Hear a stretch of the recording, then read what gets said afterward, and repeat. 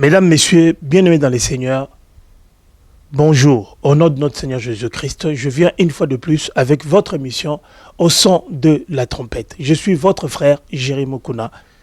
Que Dieu bénisse tout celui qui regardera cette émission. Avant toute chose, nous allons faire une prière pour commencer cette émission. Éternel Dieu des armées, nous te bénissons, nous te rendons grâce parce que tu es Dieu. Merci parce que tu nous as encore accordé un moment, tu nous as encore donné une occasion de pouvoir parler, Éternel Dieu de gloire, Papa, à tes serviteurs. Laisse que cette émission bénisse une femme, que cette émission bénisse un de tes enfants, Éternel. Que cette émission soit une bénédiction pour l'Église, corps du Christ et pour tous ceux qui te cherchent. Sois béni, sois glorifié au nom puissant de Jésus-Christ. Amen. Bien-aimés dans les Seigneurs, c'est un réel plaisir de me retrouver encore sur ces plateaux pour vous présenter votre émission au son de la trompette. Merci au rescapé, le docteur Daniel Mutunda qui nous suit et qui ne cesse de soutenir cette émission par des prières et par des conseils. Et également merci à tout le peuple de Dieu qui suit cette émission. Ces derniers temps, que n'avions-nous pas entendu? Que des prédications sur la prospérité, l'élévation, des témoignages sur les ex-satanistes, malgré qu'il en existe de vrais, mais les imposteurs se sont multipliés, au point de ne pas nous permettre de démêler le vrai du faux. Parce qu'en réalité, ce qu'ils veulent faire, c'est s'aimer la confusion pour que le vrai message, le vrai témoignage ne puisse pas passer. Des témoignages sur ceux qui sont revenus à la vie. La concurrence du plus riche pasteur, du plus grand des bishops, de celui qui est le plus, de celui qui a le plus d'onction. Et enfin, des commérages, des insultes, des règlements de compte à la chair. Qu'est-ce qu'on n'a pas vécu? Mais nous avons oublié l'essentiel. Allez et faites de toutes les nations mes disciples. C'est pour cela, revenons à l'essentiel. Le message sur le retour imminent de Jésus-Christ de Nazareth. Même si les gens ne veulent pas que nous puissions prêcher sur cela, mais nous savons que prêcher la prospérité, prêcher les richesses ne valent rien par rapport à la vie éternelle. Ainsi, je commencerai à faire des recherches pour vous apporter plus d'enseignements sur la fin de temps. Ainsi, vous saurez en quoi vous en tenir, peuple de Dieu. Parce que ce qui est important, c'est de se préparer au retour imminent de Jésus-Christ. Et non aux choses futiles qui vont passer. Ainsi, je vous propose de suivre cette série qui sera peut-être longue. Des témoignages, des enseignements de cet homme de Dieu qui nous parle de la fin de temps. Que celui qui aura les yeux spirituels pour comprendre, que celui qui sera rempli du Saint-Esprit comprendra peut-être l'essence de ces enseignements. Ce n'est pas moi qui le fais, c'est un pasteur, un serviteur de Dieu qui parle de la part du Seigneur. Si c'est vrai, gloire au Seigneur. Mais si c'est faux, tant pis. Mais l'essentiel est de connaître la vérité, c'est ce qui va arriver. Et non de chercher à avoir beaucoup d'argent, avoir un grand ministère pendant que cela ne sert absolument à rien. Mais ce qui est important, c'est de ramener les esprits des enfants de Dieu à leur Père. Suivez cette série d'enseignements et on se retrouvera à la fin, un jour, quand ces enseignements seront terminés, pour faire une analyse, pour voir si nous avons compris. Moi également, je vais faire un effort pour comprendre ce qui s'est dit dans ces enseignements. Que l'Éternel vous bénisse, que l'Éternel vous protège. Soyez bénis au nom puissant de notre Seigneur Jésus-Christ. Dis-nous, quand cela arrivera-t-il Et quel sera le signe de ton avènement et de la fin du monde?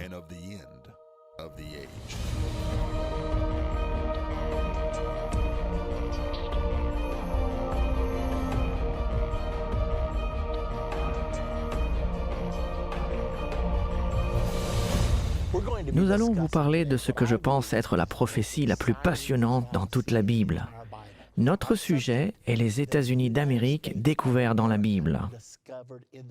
Croyez-le ou non, nous allons vous donner la preuve absolue qu'il y a 2500 ans en arrière, les États-Unis d'Amérique ont été prophétisés par le Dieu Tout-Puissant. Cela va être passionnant. Il s'agit de la première leçon d'une série appelée « Comprendre la fin des temps ». Je connais beaucoup de personnes qui, dès que vous leur dites « la fin des temps », pensent « la fin du monde ». Quand cela arrivera-t-il? Et vous pouvez voir la crainte venir sur leur visage. Mais nous ne parlons pas de la fin du monde maintenant. Quand nous parlons de la fin des temps, nous parlons de la fin du temps d'un gouvernement humain et le commencement du royaume de Dieu. L'Écriture est très claire. Il y aura bien encore 1000 ans d'une existence humaine. La Bible nous dit que Jésus-Christ reviendra, il dominera et régnera sur la terre pendant 1000 ans. Il n'y aura aucune guerre pendant 1000 ans. Ainsi, quand nous parlons de la fin des temps, nous ne parlons pas de la fin du temps. Nous parlons de la fin du gouvernement humain. Nous savons que l'humanité a été autorisée à se dominer sur elle-même pour une période de temps, afin qu'elle comprenne qu'elle ne peut pas se dominer toute seule. C'est alors que Jésus reviendra, il établira son royaume, un royaume qui ne disparaîtra jamais et qui ne sera jamais détruit. J'espère que vous ne manquerez aucune partie de la série « Comprendre la fin des temps », car j'ai eu beaucoup de personnes qui m'ont dit que cela avait changé leur vie. Nous voulons maintenant regarder dans l'Écriture. Daniel, chapitre 12 et verset 9 est l'une de mes écritures préférées. Maintenant, Daniel est l'un des 2 livres prophétiques les plus célèbres de toute la Bible. Vous avez le livre de l'Apocalypse et vous avez le livre de Daniel. Daniel a écrit ce livre en entier. Nous le trouvons maintenant dans le dernier chapitre du livre de Daniel, priant pour comprendre ses propres écritures. Mais quand nous arrivons au verset 9 du chapitre 12, Dieu répond à sa prière. Maintenant, vous savez, quelquefois, Dieu ne répond pas à nos prières de la manière que nous voudrions. Il répond aux prières de la manière dont nous en avons besoin. Et parfois, quand Dieu nous dit « non », nous n'apprécions pas. Mais laissez-moi vous dire qu'un « non » est aussi bien qu'un « oui », car si quelque chose n'est pas bon pour moi, je veux que Dieu me dise « non ». Et bien sûr, j'aime toujours quand il me dit « oui ». Donc, Daniel priait pour comprendre ses propres écritures dans Daniel 12 au verset 9. Écoutez ce que Dieu dit à Daniel. « Va, Daniel, car ces paroles seront tenues secrètes et scellées jusqu'au temps de la fin. » Maintenant, pensez à ceci. C'était 550 ans avant Jésus-Christ. Et cependant, Dieu dit que personne ne comprendrait ces prophéties jusqu'au temps de la fin. Vous et moi, maintenant nous sommes dans ce temps de la fin.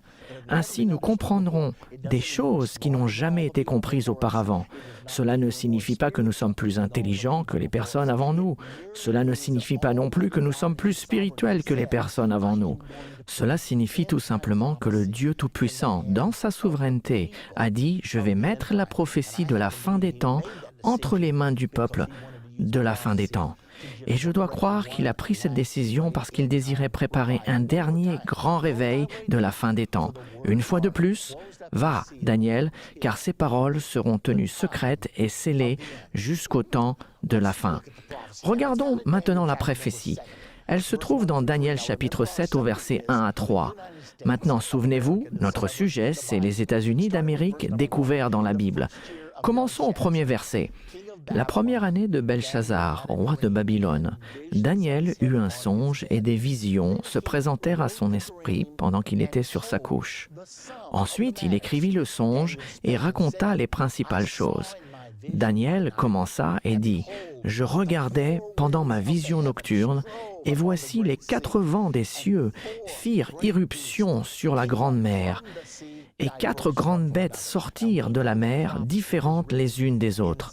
Maintenant, nous savons que la prophétie est écrite avec des symboles. Alors que signifient réellement ces symboles? Nous n'avons pas à les deviner. Tout d'abord, il a vu 4 bêtes. Il a vu un lion avec des ailes d'aigle, il a vu un ours, un léopard et une bête à 10 cornes. C'est ça la vision de Daniel dans le chapitre 7. Mais que symbolisent réellement ces bêtes? Nous n'avons toujours pas à deviner. Et vous trouvez ceci avec la plupart des prophéties.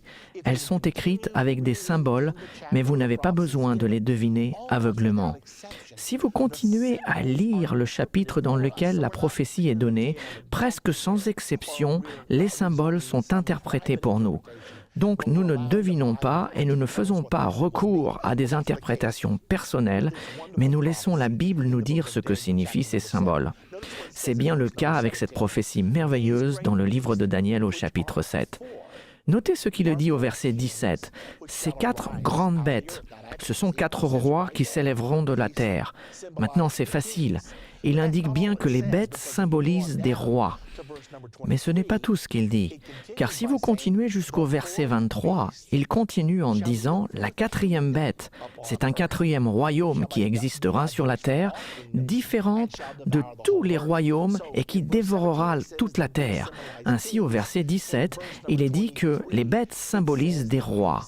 Au verset 23, il est dit que les bêtes symbolisent des royaumes. Donc, qu'est-ce que cela nous indique? Ceci nous permet d'arriver à cette conclusion que chacune de ces bêtes symbolise un royaume ou une nation avec leur chef d'État. Et vous découvrirez que ceci reste conforme au travers de l'Ancien et du Nouveau Testament. Question numéro 2.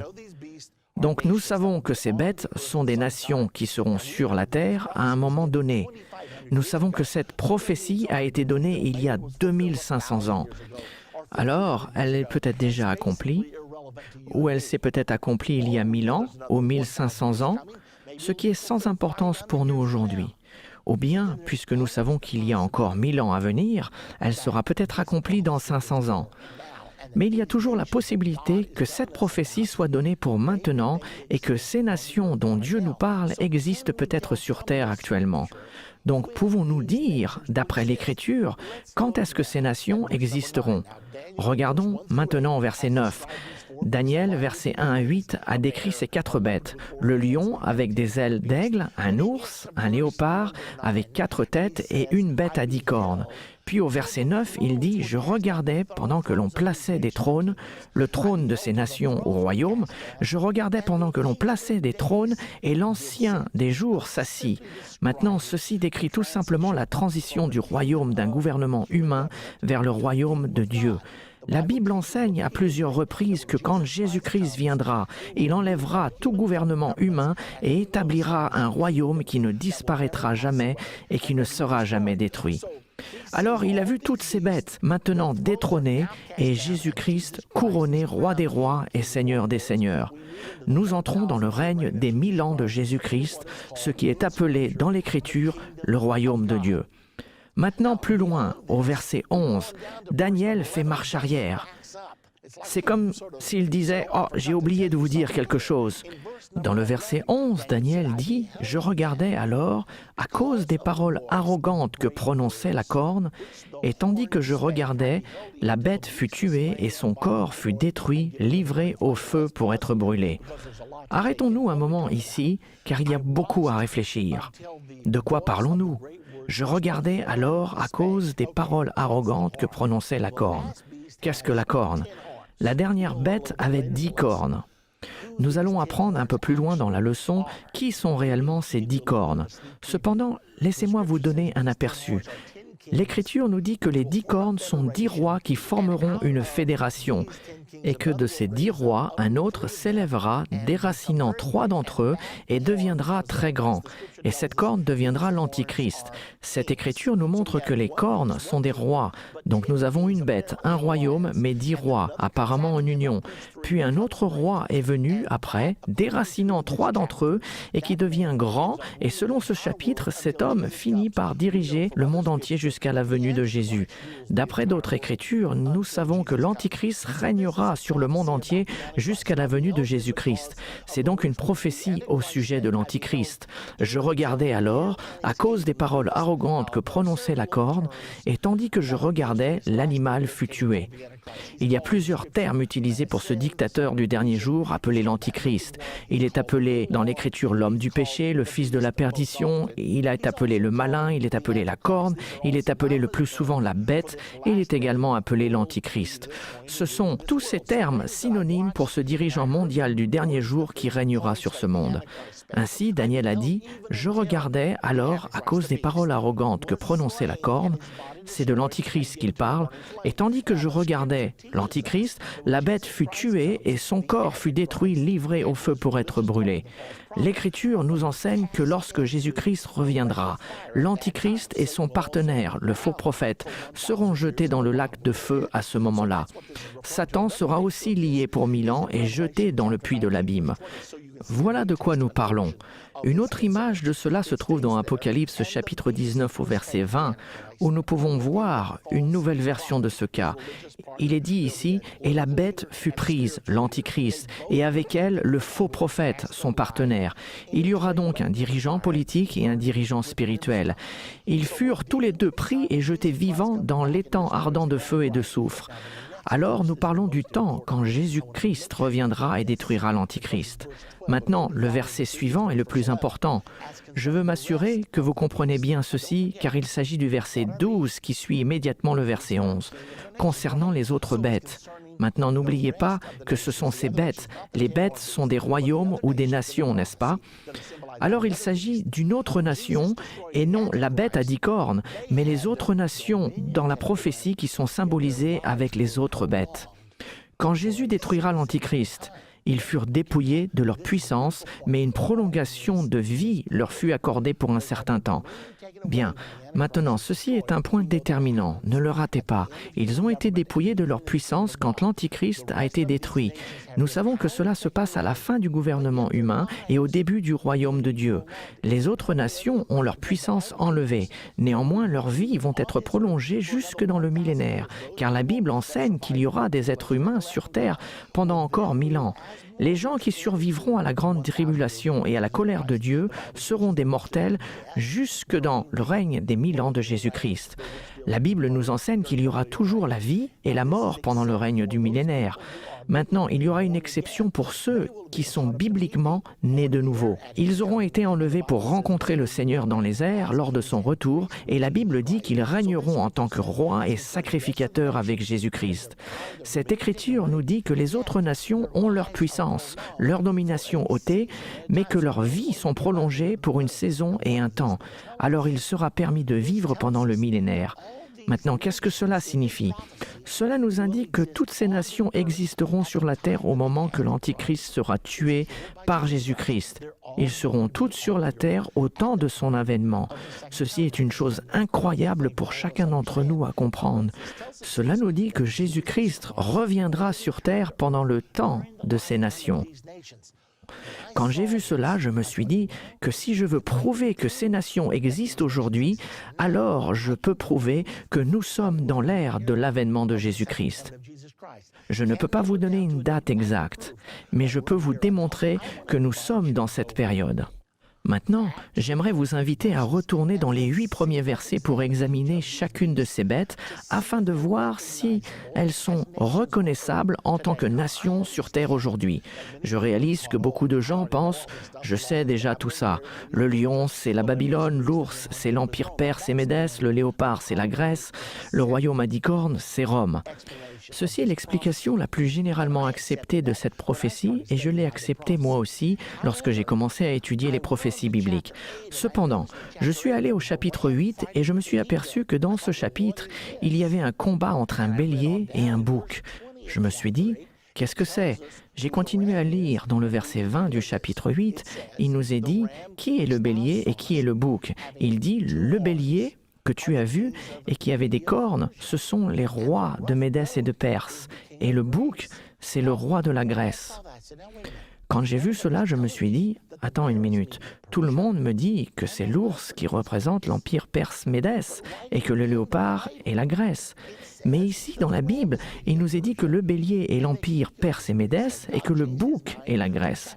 Dieu a-t-il changé d'avis entre le chapitre 7 et le chapitre 8 ou est-ce que quelque chose nous échappe? Et en plus, n'oublions pas, toutes ces nations doivent être sur la terre à l'heure de son avènement. Est-ce que Babylone est toujours là? Est-ce que l'empire perse et médès est toujours là? Est-ce que la Grèce est toujours là? Est-ce que Rome est toujours là? Bien, la réponse est oui pour certaines questions et la réponse est non pour d'autres. Le royaume de Babylone n'existe plus, le royaume perse et médès n'existe plus. Donc la prophétie dit que les bêtes dans Daniel 7 représentent des nations qui seront toutes sur la terre à l'heure de son avènement. Regardons donc chacune d'entre elles. Daniel chapitre 7, verset 4. La première bête était semblable à un lion et avait des ailes d'aigle. Je regardais jusqu'au moment où ses ailes furent arrachées. Il fut enlevé de terre et mis debout sur ses pieds comme un homme, et un cœur d'homme lui fut donné. Donc la première bête était comme un lion.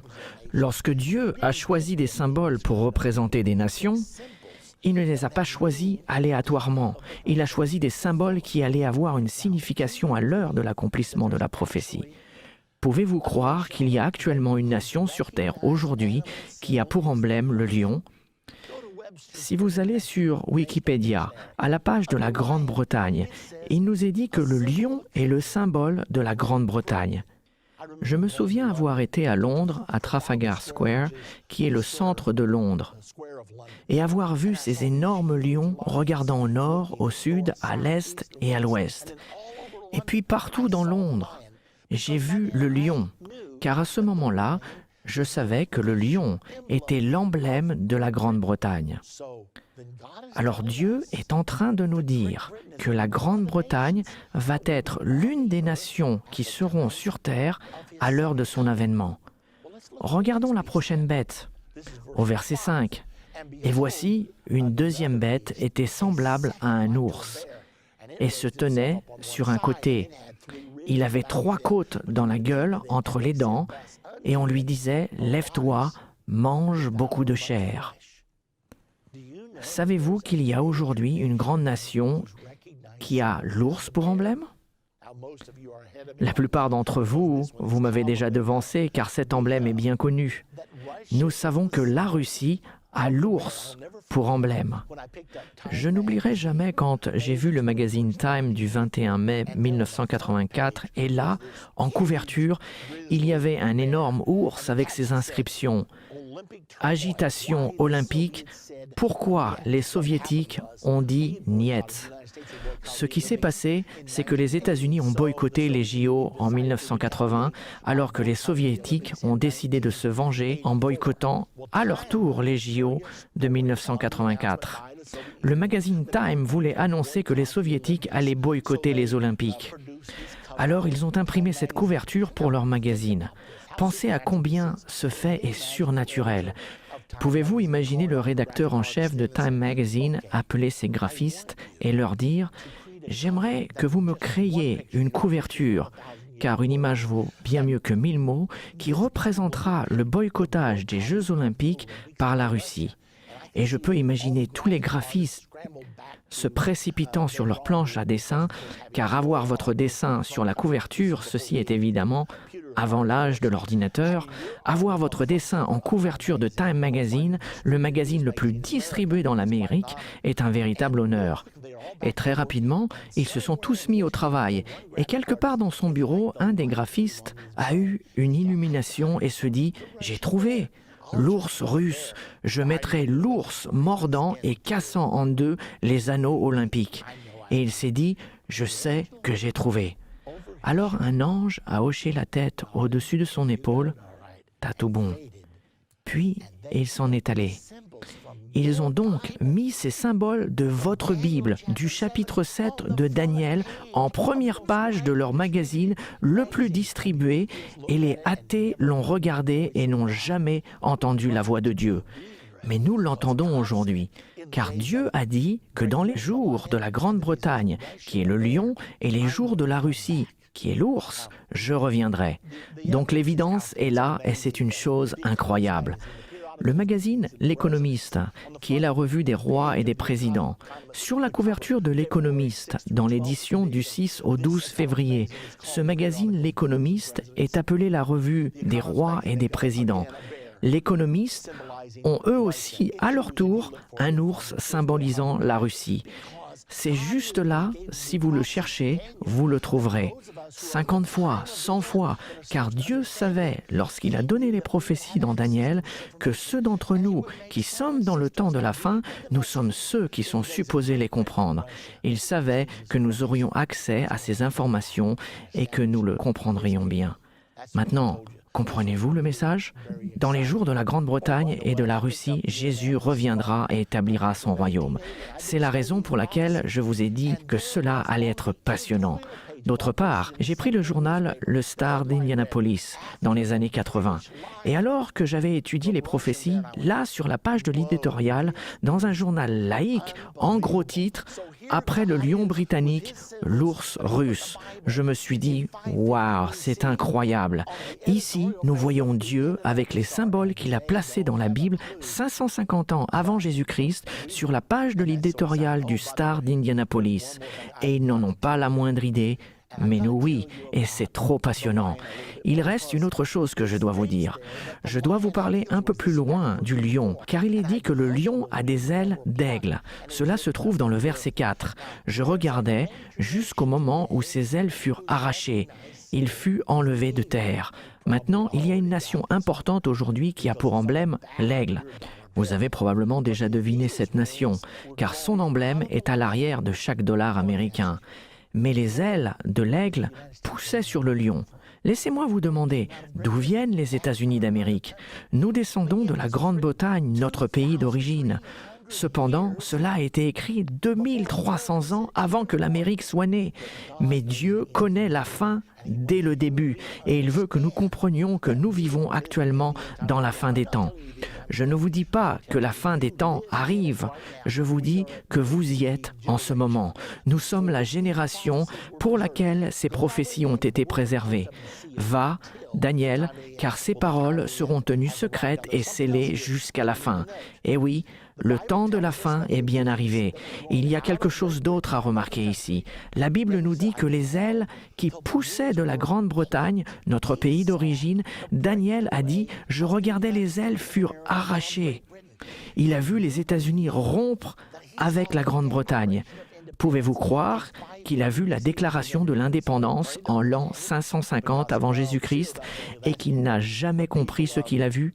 Il priait pour comprendre, mais Dieu a dit « Non, cela est scellé, Daniel. C'est pour les gens du temps de la fin. C'est pour vous et moi. » Alors je regardais jusqu'au moment où ses ailes furent arrachées. Il fut enlevé de la terre et mis debout sur ses pieds comme un homme et un cœur d'homme lui fut donné. D'autre part, ceci n'est peut-être pas biblique et cela ne fait pas vraiment partie de la compréhension de la prophétie, mais dans le verset 4 du chapitre 7, quand est-ce que la déclaration de l'indépendance a été faite? Le 4 juillet 1776. Je ne pense pas que cela soit vraiment important, mais il y a néanmoins un point d'intérêt à relever. Donc nous avons l'aigle au dos du dollar américain, nous avons l'aigle qui représente continuellement les États-Unis d'Amérique. Nous le voyons à chaque fois sur tous les documents officiels et Dieu savait en avance que nous utiliserions ce symbole. Et il s'est dit, je veux que le peuple américain sache qu'il vive à l'heure de mon avènement. Voici le magazine Time du 27 octobre 1980.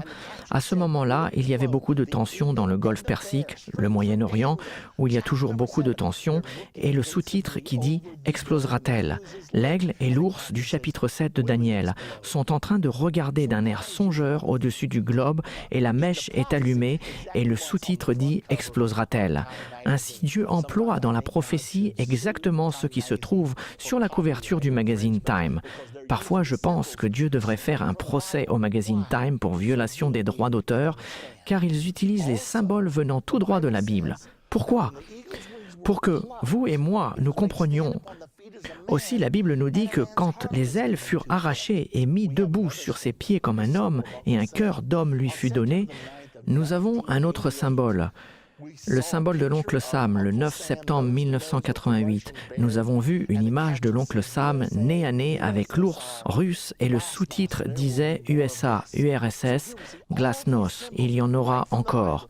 Alors nous voyons tous ces symboles directement de la Bible être utilisés parce que le Seigneur a dit « Ceci est pour le peuple du temps de la fin ». Jésus-Christ reviendra sur terre pendant l'ère de la Grande-Bretagne, la Russie et les États-Unis d'Amérique. Maintenant, dans la prochaine partie de Comprendre la fin des temps, nous découvrirons l'identité du léopard, de la bête à 10 cornes dans la prophétie biblique et nous verrons aussi d'où viendra l'Antichrist. Cette prochaine leçon sera passionnante. Donc soyez sûrs de ne pas la rater. Les États-Unis découverts dans la Bible, maintenant, vous le savez.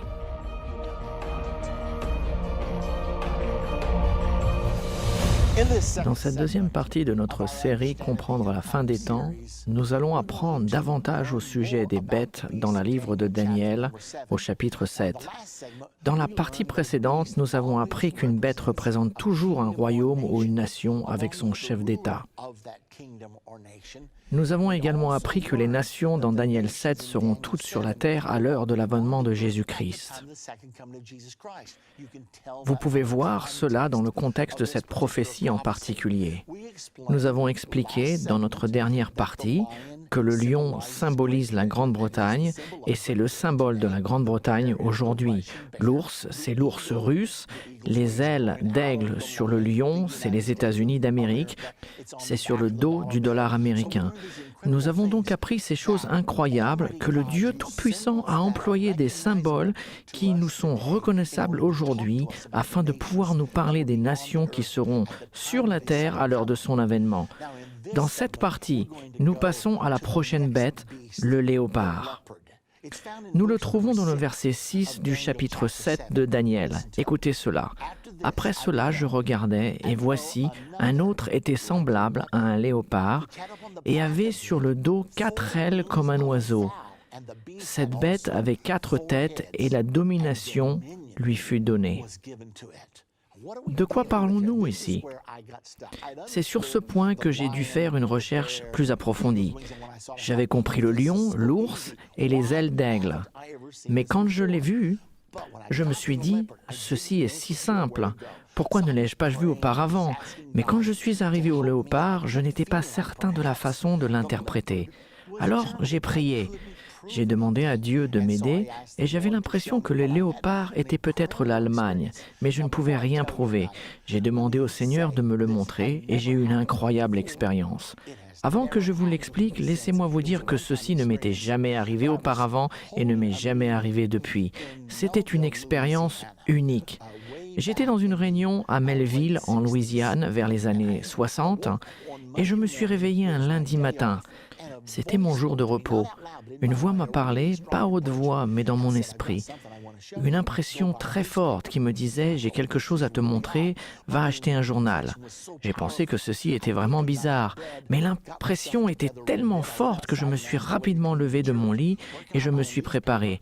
Je suis sorti et j'ai demandé à la dame qui nettoyait l'église « Où puis-je acheter un journal ?» Finalement, Melville est une si petite ville qu'elle n'en avait aucune idée. Elle a dit peut-être là-bas dans ce café, c'est le seul endroit auquel je puisse penser. Alors, j'ai sauté dans ma voiture et je suis allé au café. Et j'étais tellement sûr que Dieu m'avait parlé que je suis entré et là, il y avait un kiosque à journaux. J'ai sorti mon argent, j'ai acheté un journal. Bien que je ne sois pas là pour manger, je suis resté devant le kiosque et j'ai regardé le titre et j'ai été stupéfié par ce que j'ai vu. Il était dit « L'Allemagne vend des chars léopards aux Pays-Bas ». Et comme je savais que nous avions un avion appelé l'Aigle combattant d'après notre emblème, je me suis dit « Ah, voilà la clé ». J'ai donc continué à étudier au sujet du léopard et peu de temps après, j'ai trouvé un article. Cet article était dans la Tribune allemande. C'était le 20 février 1975. Un grand avenir pour le léopard. Et l'article entièrement consacré au sujet de ce char léopard. J'ai appris que le char léopard est le char le plus vendu au monde. Il est le cœur même de l'OTAN et il est si supérieur que les États-Unis ont même fait fabriquer leurs chars pour que leurs pièces soient interchangeables avec les pièces des chars léopards. Ainsi, j'ai compris que Dieu me disait que l'Allemagne était le léopard. Mais j'ai dû me demander, Est-ce que cela a du sens? Car la prophétie indique aussi que la domination a été donnée aux léopards. Je me suis posé la question, quelle nation a réellement eu une domination dans les 120 dernières années? Et je me suis rendu compte qu'il y a une nation qui a commencé les 3 dernières grandes guerres, la guerre franco-allemande de 1870, la Première Guerre mondiale 1914-1918 et la Deuxième Guerre mondiale 1939-1945. Pouvez-vous croire qu'elles ont toutes été complotées, planifiées et commencées par la même nation, l'Allemagne? Ainsi, la domination a été donnée aux léopards. C'est autour de cette période que j'ai trouvé un autre article dans le magazine Newsweek du 9 avril 1984. Il y avait une section entière du Newsweek cette semaine-là qui était consacrée à l'Europe. Mais un article dans cette section était appelé « La maladie allemande ». Il y avait toutes sortes de questions. Pourquoi l'Allemagne fait-elle toujours la guerre? Comment pouvons-nous rectifier cette partie de l'âme, de l'esprit allemand?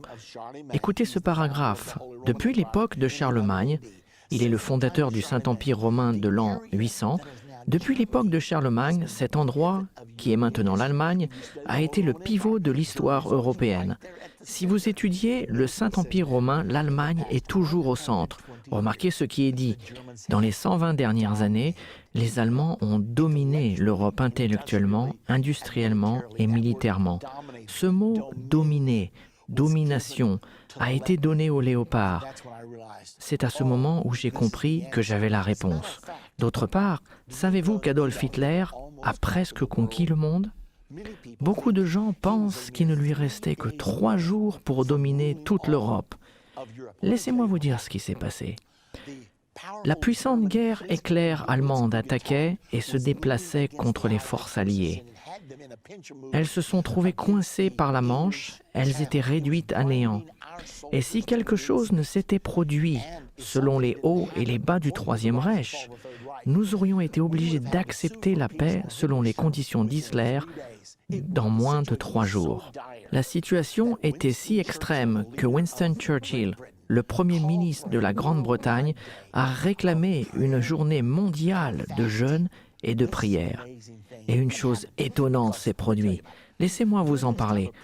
Pendant ce temps de jeûne et de prière, une pensée est venue à l'esprit d'Adolphe dans son quartier général, là dans son bunker.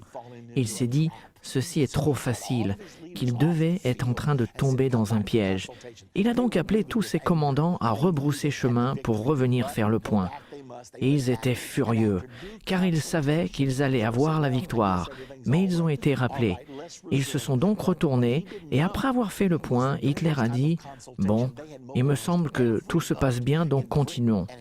Mais ce qu'ils ne savaient pas, c'est que pendant cette mise au point, les Alliés avaient mobilisé tous les bateaux de la Grande-Bretagne et de la France, faisant des allers-retours à travers la Manche. Il y avait environ 29 kilomètres qui séparaient la France de la Grande-Bretagne. Ils ont déplacé jour et nuit 350 000 soldats des forces alliées, ce qui représentait le cœur de l'armée alliée. Et quand Hitler a redémarré la machine de guerre, il ne restait que 40 000 soldats, tandis que le reste de l'armée était en sécurité en Grande-Bretagne. Alors les Alliés ont combattu un jour de plus et ont reconquis l'Europe par l'invasion des plages de Normandie. Ce fut le point déterminant de la guerre. L'événement était tellement incroyable que Winston Churchill l'a même appelé un miracle. Il l'a appelé le miracle de Dunkerque. Nous avons un enregistrement pour vous montrer cela. Écoutons-le maintenant. Le 4 juin 1940, la Marine royale britannique a accompli pendant 8 jours une évacuation étonnante des forces alliées à Dunkerque sur la côte française. Les 340 000 soldats évacués avaient été repoussés par l'armée allemande qui se déplaçait au travers de la Belgique et de la France. Le retard a permis à la marine royale et à une flottille de bateaux commerciaux et privés, gros et petits, d'évacuer les hommes repoussés. Cette erreur a peut-être coûté à Hitler la guerre. Winston Churchill l'a appelé un miracle de délivrance. De retour de l'enfer de Dunkerque, les transports continuent jour et nuit. Et tandis qu'un convoi arrive, un autre repart pour prendre sa place. À bord des transports, les hommes sont entassés comme des sardines. Mais peu importe, plus ils sont serrés, plus ils se tiennent debout. Eh bien voilà, le miracle de Dunkerque. Maintenant, retournons au léopard. Les 4 têtes, ceci est différent. Le lion a une tête, l'ours a une tête, mais le léopard a 4 têtes. Pourquoi? Nous savons que, dans les prophéties de la Bible, une bête représente toujours une nation ou un chef d'État. Mais une bête à plusieurs têtes représente le nombre de fois qu'une nation s'élèvera et tombera. Comment est-ce que je sais cela? Car dans l'Apocalypse 17, il y a une bête à 7 têtes, et il nous est dit là qu'il y a 7 rois. 5 sont tombés, un existe et l'autre n'est pas encore venu. Maintenant, comment cela s'applique-t-il à l'Allemagne? Vous savez probablement qu'il y a eu le premier Reich. Le mot Reich signifie royaume. Le deuxième Reich, le célèbre troisième Reich d'Hitler, et le quatrième Reich qui se lève en ce moment. Il y a un livre actuellement écrit par un Américain appelé le quatrième et plus riche Reich. Comment les Allemands ont conquis le monde d'après-guerre. Alors, le léopard a la domination. Le char léopard est le char officiel de l'Allemagne. Il a 4 têtes. Et effectivement, il y a encore une autre chose à dire au sujet du léopard. Il nous est dit que sur le dos du léopard étaient 4 ailes d'oiseau. Ceci m'a laissé perplexe pendant des années. Qu'est-ce que cela signifie? Y a-t-il même une signification? J'ai pensé sûrement, car les ailes de l'aigle sur le lion signifiaient quelque chose, donc qu'en est-il des ailes d'oiseau sur le léopard? J'ai trouvé une information qui m'a absolument stupéfié. J'ai découvert qu'il y a une autre nation en Europe dont l'emblème officiel est une volaille, un coq. La nation dont l'emblème officiel est le coq, c'est la France. Avez-vous déjà entendu parler de l'alliance franco-allemande? Vous pouvez la regarder, vous pouvez l'étudier, car depuis la Deuxième Guerre mondiale, la France et l'Allemagne ont travaillé ensemble pour reconstruire l'Europe. Et ensemble, ils ont construit une puissance mondiale que l'on appelle aujourd'hui l'Union européenne. Donc ceci ne nous montre pas seulement le léopard allemand, mais l'alliance franco-allemande, le coq avec le léopard. Ces symboles, utilisés 550 ans avant Jésus-Christ, ne pouvaient être compris qu'à l'émergence de l'alliance franco-allemande après la Deuxième Guerre mondiale. Les prophéties de la Bible sont absolument incroyables. C'est tout ce que nous pouvons dire à leur sujet. Maintenant, regardons la dernière bête. C'est peut-être la plus importante, car dans le verset 7, nous apprenons « Voici, il y avait une 4e bête, terrible, épouvantable et extraordinairement forte. Elle avait de grandes dents de fer, elle mangeait, brisait et elle foulait aux pieds ce qui restait. Elle était différente de toutes les autres bêtes précédentes et elle avait 10 cornes. » Cette bête, Daniel n'a jamais réussi à la décrire.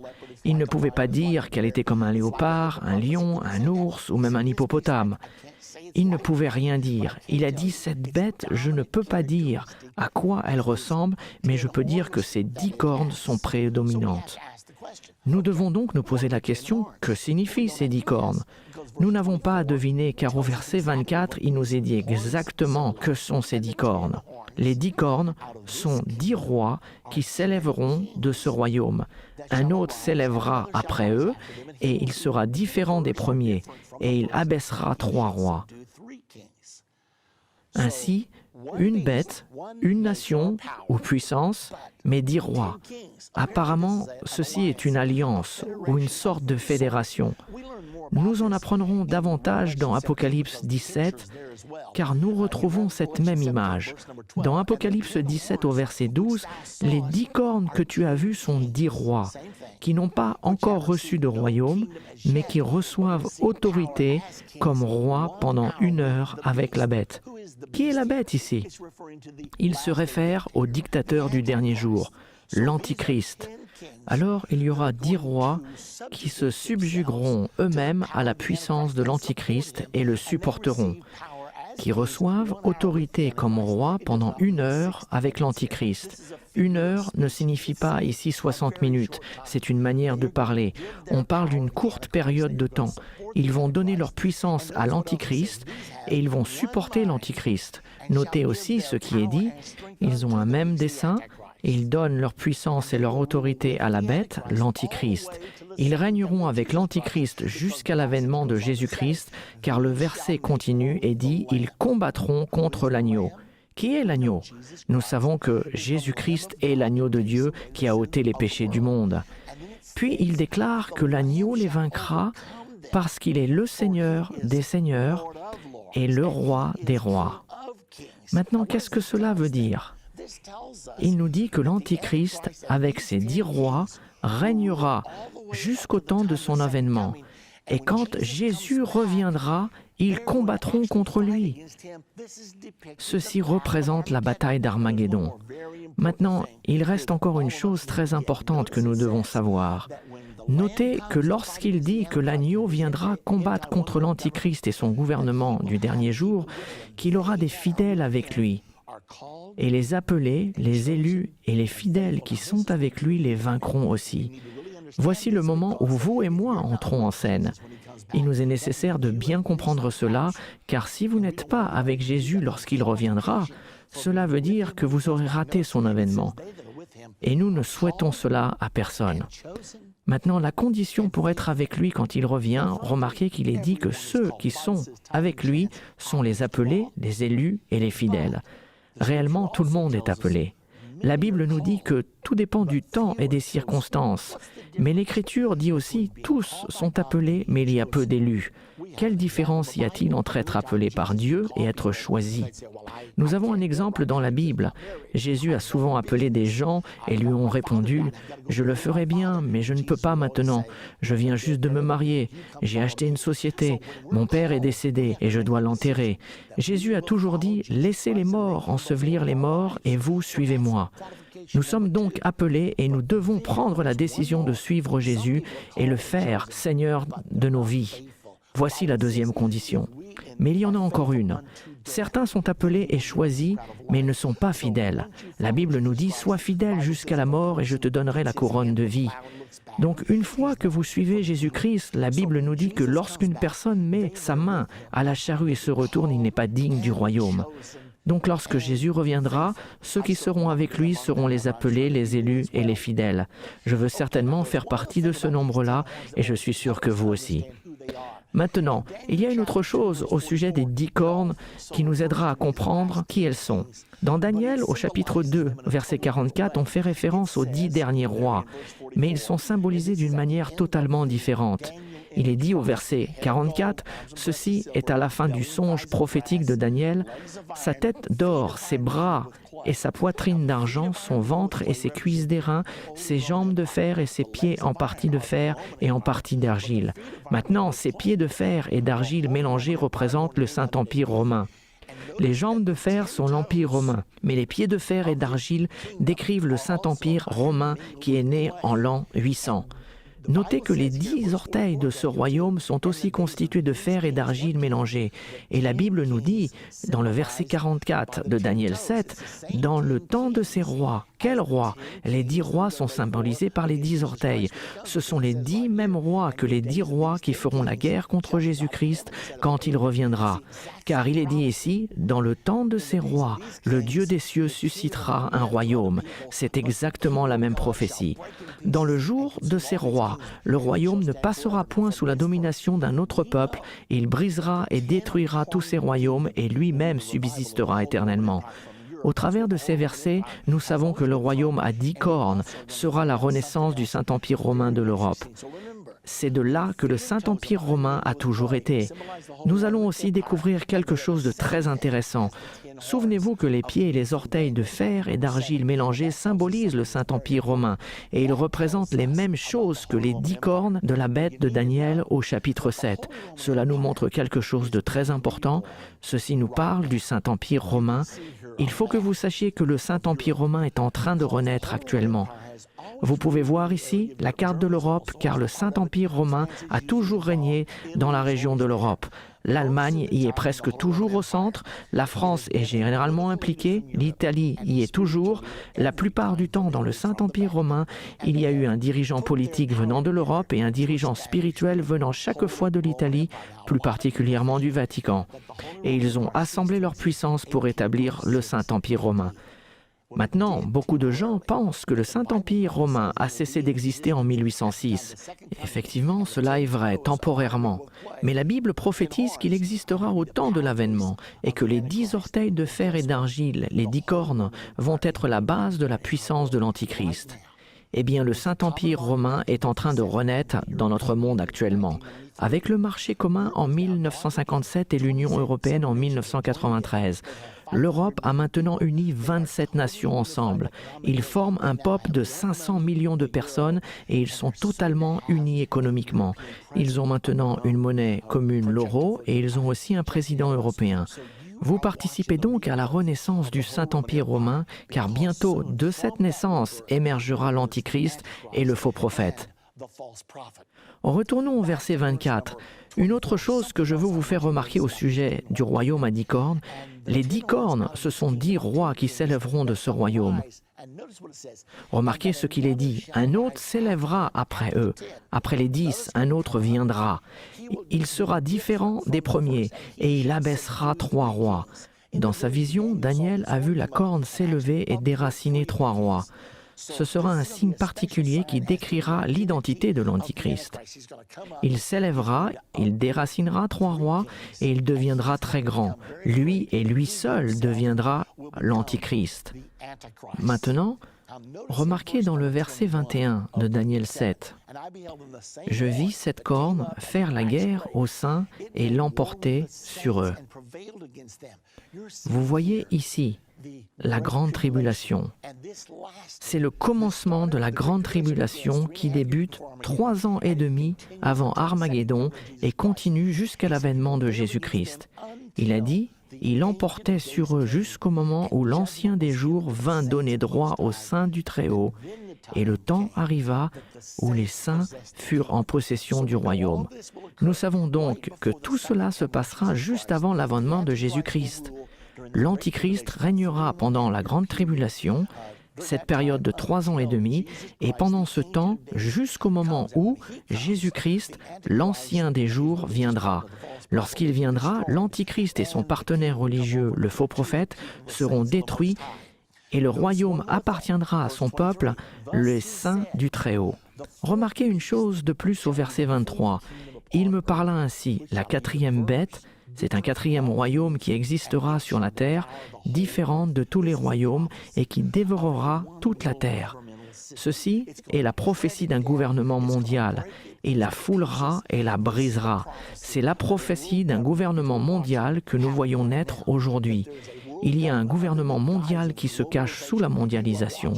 Vous observez la naissance d'un nouvel ordre mondial, d'un gouvernement mondial. Nous allons apprendre davantage sur ce sujet dans notre prochaine partie, mais tout cela fait partie de la prophétie. C'est la prophétie d'un gouvernement mondial. Il existe une autre prophétie explicite comme celle-ci dans Apocalypse chapitre 13. Ce gouvernement mondial s'établira et finira par dévorer le monde entier. Maintenant, ceci est devant nous et cela va se passer, c'est inévitable. Ça, c'est la mauvaise nouvelle. Mais la bonne nouvelle, au verset 27, le règne, la domination et la grandeur de tous les royaumes qui sont sous les cieux seront donnés au peuple des saints du Très-Haut. Comment cela va-t-il se passer? Eh bien voilà comment cela va se passer. L'Antichrist lancera sa dernière invasion sur la nation d'Israël. Ceci est appelé la bataille d'Armageddon. Dans Zacharie 14:2, il est dit « Je rassemblerai toutes les nations pour qu'elles attaquent Jérusalem. » Et Israël sera mis dos au mur. Ces pauvres soldats israéliens se seront battus pendant des jours. Cette invasion arrivera dans le nord d'Israël. C'est alors que l'armée mondiale du gouvernement de l'Antichrist combattra la nation d'Israël vers le sud, alors qu'Israël reculera. Cette coalition entre l'Iran et la Russie conduira les forces du gouvernement mondial contre Israël. Cela va donner l'impression qu'Israël va être effacé de la carte, comme beaucoup de gens l'ont souhaité récemment.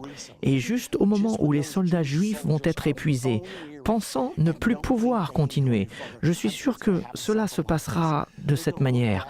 Ils vont regarder leurs munitions en disant « Mais si ». Ce que je veux dire, c'est qu'ils sont juste là, en face du mont des Oliviers. Ils savent que le Messie est supposé revenir à cet endroit. Et je peux les voir regarder vers cette montagne, disant « Messie, nous sommes sur le point de perdre. Et si jamais tu reviens, il faut que tu le fasses maintenant.